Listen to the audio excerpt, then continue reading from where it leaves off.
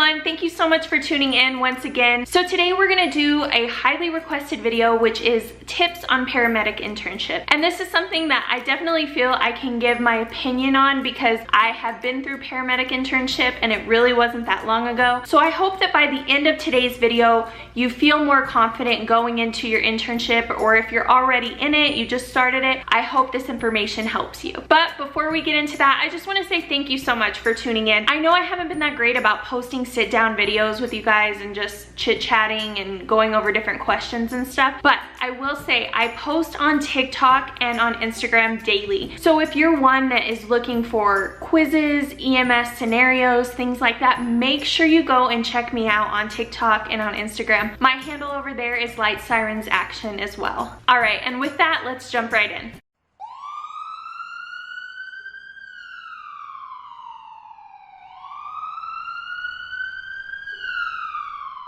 Tip number one, and something that was actually required of my paramedic class, is that we write down goals. I can't remember if we had to come up with 5 or 10 goals, but you come up with the goals and we were to write them down and then email them to our preceptor. If this isn't something that you do, or maybe you don't know your preceptor's email address ahead of time, make sure you write down those goals, because I think it's important whenever you go to your internship that you give this to your preceptor, because everybody's got strengths, everybody's got weaknesses. So if you make sure to let them know what you want to end the internship with, if you want to be stronger in an area, or if you want to focus more on a certain area, I think just writing these down and kind of showing vulnerability to your preceptor and letting them know, like, this is what I want to be stronger in. I feel pretty strong in this, but this I feel very weak in. There's nothing wrong with that. Being vulnerable and letting somebody know your weaknesses, that's a chance for you to improve. Make sure to write your goals down, and if you're able to, if you know their email address and it's okay with your professor, email it to them ahead of time so they know what kind of student they're getting, what the level is, and what they want to work on, so that they can start to make whatever preparations they need to. Tip number 2 is to let people know who you are. And I'm not just talking about your preceptor, which, by the way, they'll probably have an idea ahead of time who you are, but I'm talking about people that work at the station, work at the department, maybe someone who's coming off of a different shift and, you know, filling in for one of the guys or something. Make sure to let them know who you are, you know, what level you are, that you're a medic student and that you're here for your internship and you're eager to learn. And just remember that this, yes, it's a time to learn,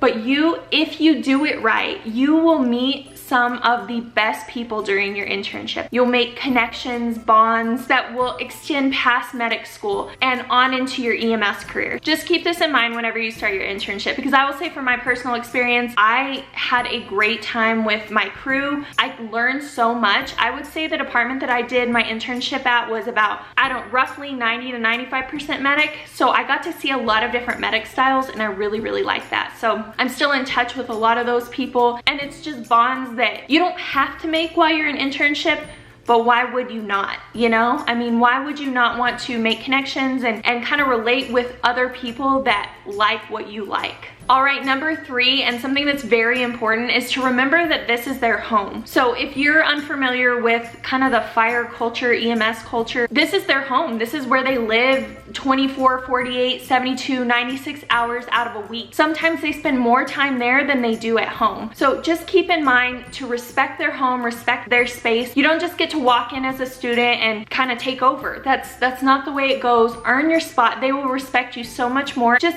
be humble. I know that when I was in internship, I would try to be the first one up. I would try to make coffee. I would make sure that there were no dishes in the sink, sometimes cook, things like that. That's not sucking up, that's earning your place and just to be respected by your crew. Some people may disagree with me, but I feel like humbling yourself can really, really have an effect on how willing people are to help you and how willing people are to teach you. So my advice to you is just to always remember, if your crew is up doing training or chores or something like that, you need to be doing training and chores. Little story time. So I know of a person that whenever they went to do their medic internship, sat down in one of the recliners and the fireman told him, hey, that's my spot. And the student actually told him, hey, there's plenty of other recliners, go sit in another one. Yeah, you don't do that. You are a guest in their home. Don't disrespect the station, the crew, the department. Don't do it. It's bad. All right, the next one is to study during your downtime. Remember that that even though your preceptor is there to teach you and that crew from that department is there to help shape and mold you, that they're not your entertainment committee. So if you have downtime and say they're off taking a nap or off doing something that you can't help in, make sure that you're studying, that you are doing something to be productive, that you're not just kicking back and watching TV. Now I understand, you know, if you're working a 48-hour shift and everybody's kicking back around 10 p.m. and you want to watch a TV show with them and they're okay with that, jump right in. But I'm just saying in general, if you're not training on a call or eating or something like that, you need to be studying. You need to be using this time to prepare yourself for the National Registry exam. And the next one, so I'm from the South, so I'm gonna say it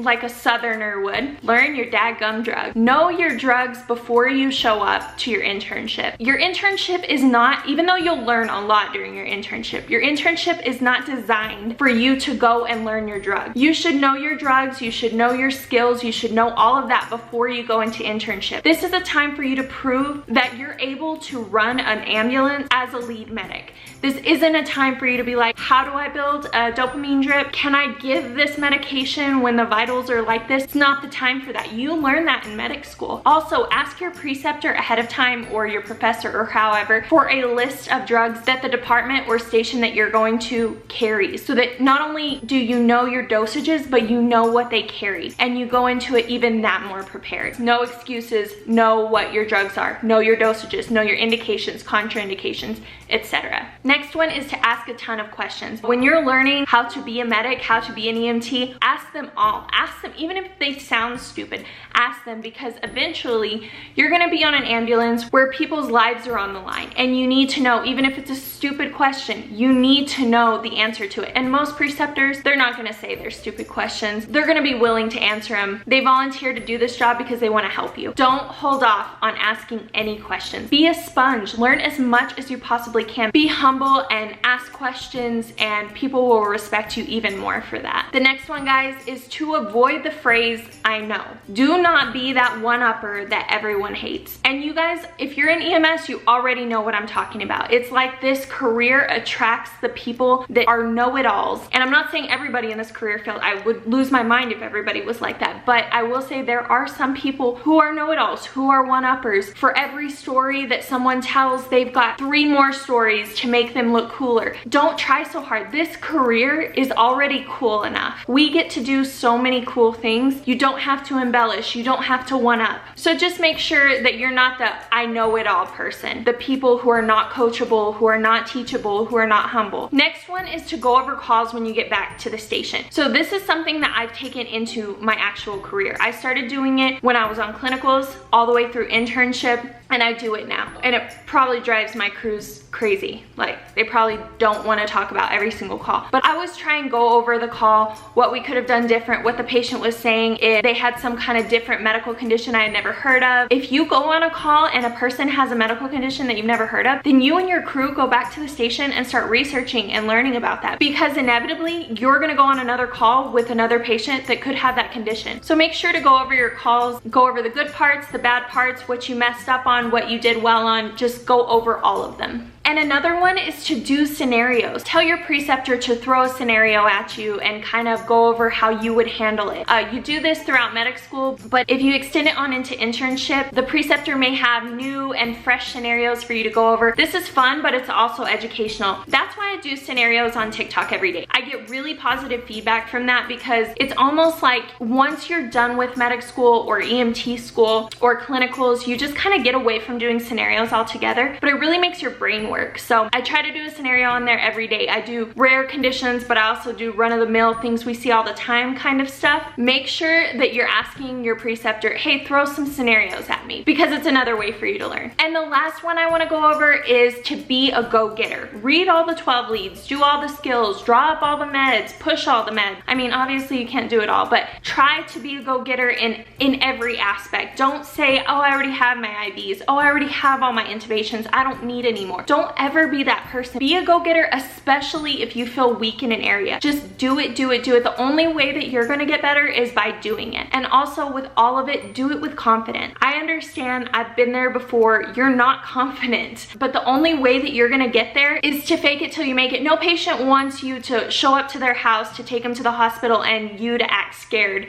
to do anything. Oh, I'm not sure if I want to do this IV because I'm not very good at it. That doesn't instill confidence in your patient. So make sure, even if you're not feeling 100% confident, to exude confidence to your patient. It'll make you an overall better medic. Anyway, guys, those are some of my best pointers. Maybe we'll go for a part 2 later on, but that's all I have for you today. Thank you so much for tuning in. And if you like this sort of content and you love all things EMS, make sure to let me know by liking and hitting that subscribe button. Also, hit the little bell next to the subscribe button and it'll notify you when I post a new video. All right, y'all, thank you so much for watching and I'll talk to you later. Bye.